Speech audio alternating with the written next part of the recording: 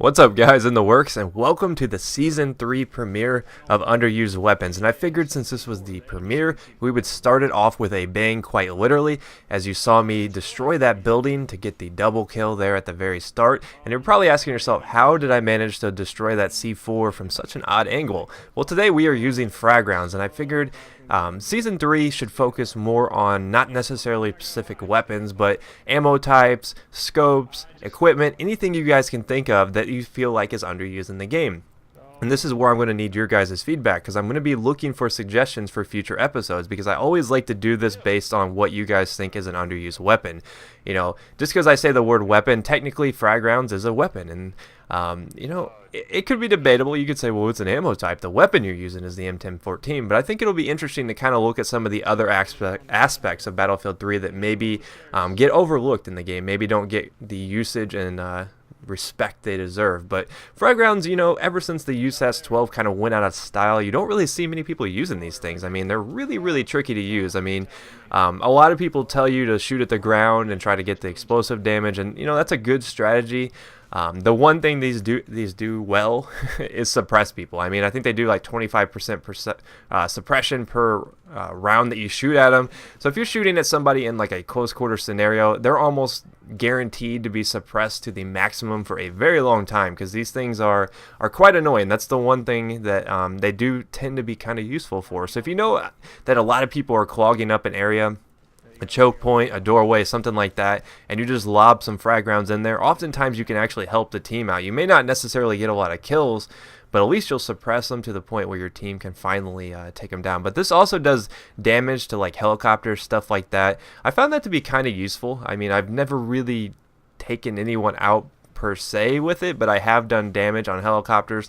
I've gotten some vehicle destroy assist on some of the scout helicopters. So and a lot of people don't know that if you walk up to some of the like infantry vehicles, like the Vodnik, I think it is, you can actually shoot the drivers out of the actual vehicle with frag rounds. So that's one of the other useful things about it. But as far as it being a practical ammo type, I'm not so sure that that's the case. I mean, I struggle using this because I just don't find a whole lot of uses for these things. I find it to be a little bit more difficult to use than, you know, a slug. A lot of times if I see someone in an area where I'm sitting there and I'm just shooting away, I'm like, man, I could have just killed those guys with a slug. So there are a lot of downsides to using these, not to mention that if you get too close to the frag rounds, you can actually kill yourself, and I find it's a lot easier to kill yourself than to kill someone else, and I think that says a lot for these rounds because they are quite frustrating. So DICE definitely went to the maximum when they nerfed these things. They made them so that nobody could have a good time when using them.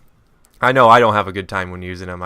I get quite frustrated when using them, just because it seems like you're sitting there and you're unloading into this guy and he's just sitting there smiling at you with the troll face while you get like 15 hit markers. Now, I think these things do like 20 damage if you direct impact them, so you can do some good damage. That's why I tend to use the semi-autos. I think you get an extra 17 damage per shell if you're using a pump action though. So that's, you know, maybe you might want to use a pump action, but I found that the semi-autos work much better than if you were to go out of your way and actually use the pump action. Now, the 20 damage is the direct impact damage. Obviously, you're going to get some explosive damage. A lot of people say aim at the feet, you know, you'll have better results.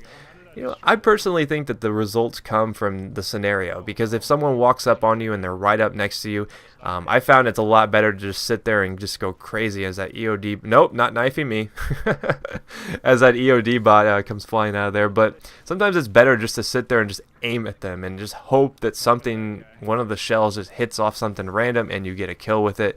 But the funny thing about using frag rounds, if you want to get some humiliation kills, is these things make snipers go flying. So if you walk up onto someone who's laying prone, shoot them with frag rounds, they'll go flying like 30 feet in the air, and it's actually kind of funny. I've seen a lot of troll montages with frag rounds, and they are a fun time, but they are a frustrating time in the same respect. So even though they might not be as good as they used to be, I still think that you can have some entertainment. I mean, look at how many shots that took to kill that guy. You can still have some entertainment when using these things. So let me know, do you guys think the frag rounds suck that bad as much as I do? Because I am just not a huge fan of them. But let me know what other weapons, ammo types, anything you might like to see appear in this series, because like I said, this is going to be focusing on the more you know, underappreciated things in Battlefield 3. It could be a vehicle, anything like that. So let me know in the comments, and also let me know what you thought guys think of the frag rounds, and if you missed any of our last videos, now's a chance to catch up, and I will see you guys later. Peace.